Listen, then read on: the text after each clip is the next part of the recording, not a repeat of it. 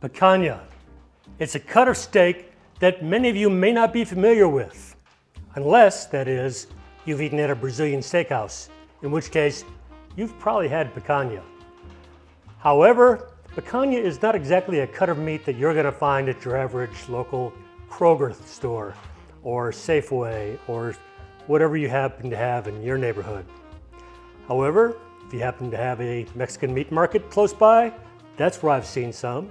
And I pick up these from a place called Wild Fork. Now, Wild Fork is not sponsoring the show. I'm just putting that information out there for informative purposes, just in case you happen to have one close by to you, because they do have a lot of stores all across the country. In the meantime, this is what it looks like. Check that out. It's a long, narrow cut with a large fat cap on the one side here. Traditionally in Brazil, they just season it with a very coarse salt. If you want to see how they do it in Brazil, check out Guga's channel, cooking show. He's got an excellent show, and I believe he is actually from Brazil, and he'll show you some different techniques. We're going to use one of those techniques. So let's get started. I'm going to make sure these are patted dry. Now, I did pat them dry earlier today, and I did season them with coarse salt. And then they've been tempering in the refrigerator, well, not tempering, but seasoning in the refrigerator for the last several hours. What's happening is a process called osmosis. The salt is bringing the moisture out in the steaks, and then that moisture with the salt is being reabsorbed back into the steak, which is creating more flavor throughout the steak, as well as helping to tenderize the meat in the process. Now, I've pulled them out of the refrigerator. I'm patting them dry. I've got the oven preheated to 250 degrees. Gonna go ahead and make sure that I'm using my favorite seasoning on here, because we're not in Brazil, and I happen to like this seasoning.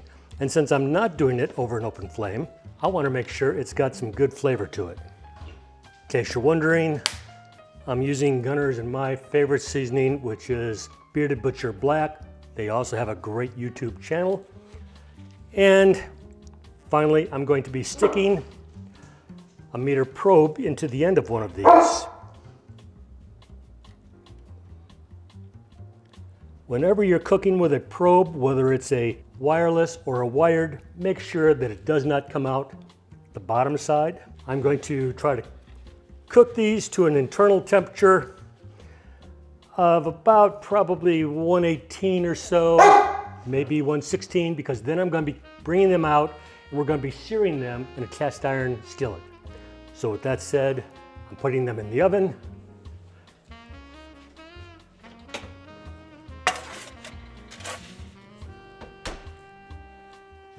And we'll be back in moments. Okay, I've just pulled the picanha steaks out of the oven. Now my meter probe thermometer is still running, so you can hear that beeping in the background. Currently, the internal temperature is reading about 119. But I'm using a technique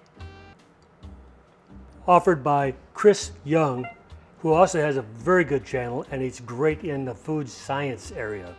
And he recommends, after you take a steak out of the oven for a reverse sear, let it sit for about 15 minutes, maybe even as much as 30 minutes, to let the outside cool down. He says the insides, no problem, don't worry about it, but you want the outside to cool down so that when you do start your sear, you're coming up from a lower temperature and you can sear it longer at that point. So we're going to see how that works out. I'll be back in about 15 minutes. See you then. We're back. The steaks have been resting for about 15 minutes. Now it's time to put a sear on them. Now, one thing that Chris Young suggested was searing steaks at 350 degrees is ideal, because anything over that, the Maillard reaction stops and it goes into a burning carbonization phase. So I'm just going to check here real quick. It's a little bit high on one side, but it's 350 on the other. I've discovered, this is my first time using this on the pans, and my cast iron pan has differences in temperature between different parts of it. So I'm going to have to be aware of that. Now I'm going to try to put these on fat side first. Get the sear on that, because I do not have any oil in this pan. Some people that do this will put an oil in the pan, but Guga, as I mentioned, who is the king of this type of steak, does not. He says do not use it, just start with the fat. That the renderings themselves will be all we need to do.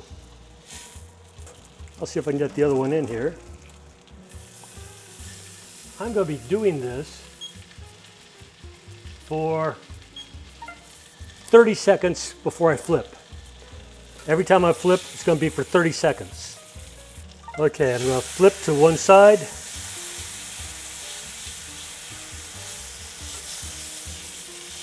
Going to move it around there in a little bit. There we go. I'm going to flip it over to the other side. Now, since I know that there is a difference in the temperature of this pan, I'm going to go ahead and change the positions that the steaks were in to make it more evened out. Time to flip it again.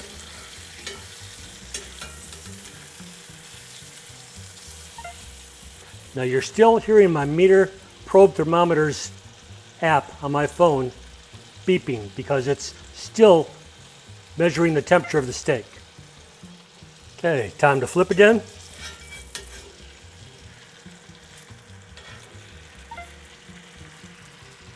What we're doing here is we're building the crust a little bit at a time. We're trying to keep the inside from heating up too much unevenly, so we're trying to avoid that gray band that can sometimes happen on steaks. Okay, time to flip it again. Now I'm still monitoring the internal temperature on my meter probe. And since we gave it a chance to cool down, everything is still looking good. We're able to give it a better sear without it really affecting the internal temperature. But that is starting to rise quicker now. So we're almost done.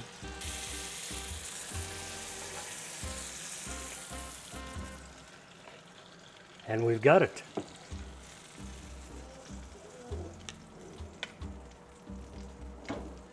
The steaks are ready to cut, find out what we have inside. Hopefully this is going to be awesome. Go ahead and make a cut here in the center.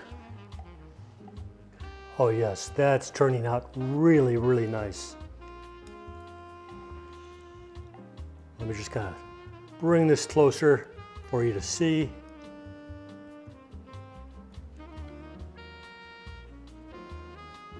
Yeah, that's great. Let me take a few slices off here. Let me show you one of these slices. This is what we have. Looking pretty darn good, isn't it? Gunnar is very anxious to try one of these. Oh, it's pulling apart so easy. Gunnar, come here. There you go. Gunnar gets the first bite. Now, what's it taste like?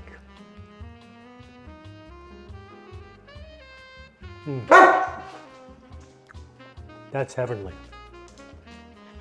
Gunnar's asking for more. He thinks so too. Tell you what, this is a tremendous steak. So with that said, we're going to wrap up this show because Gunnar wants to eat some more. So I will see y'all the next time. If you're liking the video, please consider hitting that button down below and maybe even give us a subscription. Thanks a lot. I will see you then. Bye-bye.